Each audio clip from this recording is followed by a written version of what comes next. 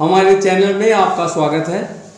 आज हमारे चैनल में मौजूद हैं S.A. बेताब साहब, जिनका अपना समाचार चैनल भी है और एक पेपर भी है आपका। तो आपका स्वागत है हमारे चैनल में। और आज की जो हमारी आपसी बातचीत है, जिस चीज़ पे जोर दे रहे हैं, वो आपने प्रोग्राम किया था देश बचाओ नफरत मिटाओ, उसके अंतर्गत हमें बातचीत करनी है। तो आपको क्या लगा इस प्रोग्राम में करने में? आपको क्या चीज़ महसूस हुई जो इस तरह का प्रोग्राम किया, और इसका क्या वो है जो सुझाव कि नफरत मिट जाए देश से? जेके साहब, सबसे पहले तो आपका बहुत बहुत स्वागत है। आपने मुझे यहाँ बुलाया, आपका बहुत बहुत धन्यवाद। और आपके स्टूडियो में मैं आया और आपने बुलाया, ये मेरे लिए बहुत ही गौरव की बात है। जिस तरह से आपने ये सवाल किया कि नफरत मिटाओ देश बचाओ, तो नफरत मिटाओ देश बचाओ, ये आज हमारी नहीं, सब लोगों की ज़रूरत है। और बेताब समाचार एक्सप्रेस के नाम से हम एक समाचार पत्रिका निकालते हैं जो 2003 से हमने शुरू की थी।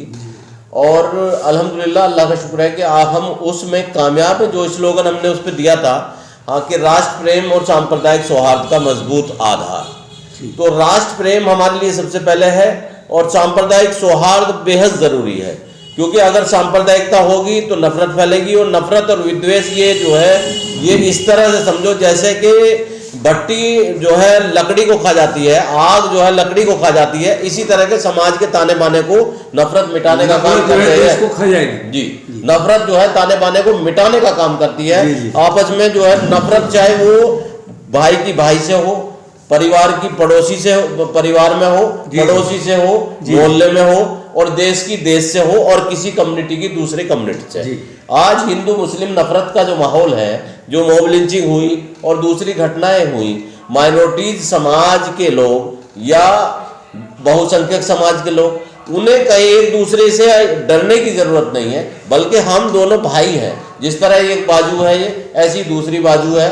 इस तरह से हम एक दूसरे की ताकत बनने का काम करें, ना कि वो उसे डराने का काम करें, उसे धमकाने के। ये वोटों के जो सौदागर हैं, अपनी राजनीति को चमकाने के लिए, अपनी सत्ता पाने के लिए इस तरह का खेल ये राजनीतिक पार्टियां खेलती है। आम जनमानस में आज भी मोहब्बत है, कल भी थी और रहेगी। मतलब एक समानता नहीं है जी, समानता तो है ही नहीं, क्योंकि ये हमारी जो सरकारें हैं, इन्होंने समानता का जो अधिकार है वो अभी तक हमें मिला नहीं। बाबा साहब भीमराव अंबेडकर ने जो संविधान दिया हमें, उस संविधान के अनुसार जो हमें अधिकार मिलने चाहिए थे, वो अधिकार अभी तक हमें नहीं मिले। माइनॉरिटीज़ को अधिकार नहीं मिले, SC ST OBC को वो अधिकार नहीं मिले, क्योंकि जिस तरीके से आप ये देखिए, आज भी सरकारी नौकरियों में जो रिजर्वेशन है, वो रिजर्वेशन पूरी तरह से लागू नहीं हुआ। और अब प्राइवेटाइजेशन का ऐसा दौर चलाया है कि बेरोजगारी बढ़ती जा रही है। और जो ये सदियों से जो समाज अनटचबिलिटी, छुआछूत का शिकार रहा है, उसके साथ जो है उसको सम्मान नहीं मिला है, उसको शिक्षा का पूरा मतलब अधिकार नहीं मिला, आज भी वो, तो आज भी उसको वो अधिकार नहीं मिल रहे। आपकी एक बात में और जोर देना चाहूँगा, जिस तरह से हमारी सरकार ने हर चीज़ पे GST लगाई है, यहाँ तक कि खाद्यान्न तक नहीं छोड़ा, उस सिलसिले में आप क्या कहना चाहेंगे? देखिए, जहाँ तक GST का सवाल है जी, तो जो अर्थशास्त्री हैं, मैंने टीवी डिबेट पे हम देखते रहते हैं, और जो अर्थशास्त्री आते हैं उनका ये कहना है कि जितनी महंगा हमारा जो पेट्रोल और गैस बेचा जा रहा है, हमारे देश के prime minister, ex prime minister जनाब मनमोहन सिंह जी ने इस अर्थशास्त्र को इतना बढ़िया तरीके से समझा था। 420-430 रुपये का गैस का सिलेंडर आम गृहिणियों तक पहुंचता था, आज वो 1100 रुपये का पहुंच रहा है।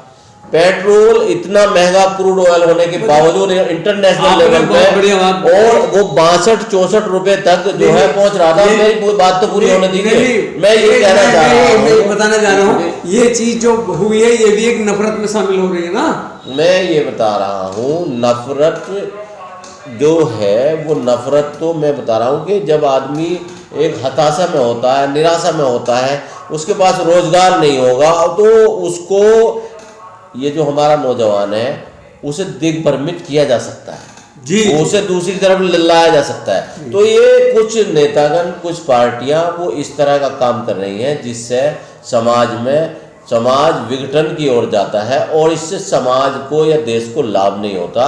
अगर हमें समाज को, देश को और इसे मजबूत करना है तो हमें 100% जो लोग हैं सभी के बारे में सोचना होगा और सभी के विकास की बात नहीं कहनी होगी, उनका विकास करना होगा। ये समाधान है नफरत मिटाने का। जी बहुत बढ़िया मिटा।